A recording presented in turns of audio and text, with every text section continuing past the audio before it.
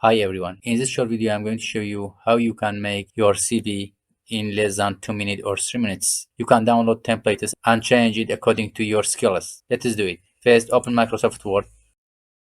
Open it. Okay. Here we have more templates. Just click more templates. From here, search for resume. You see we have a lot of resume templates. You can download any template you want.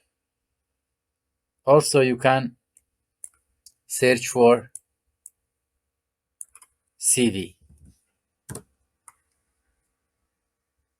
Also, it gives a bundle of templates you can download. Okay.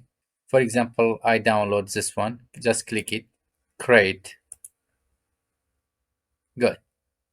From here, you can change its name. It's editable. Change objective, contact it. Any item you can change it and add your skills. After entering your data just from File, Save As, Browse. For example, I save it in desktop. Name it my CV and change it to PDF. Save.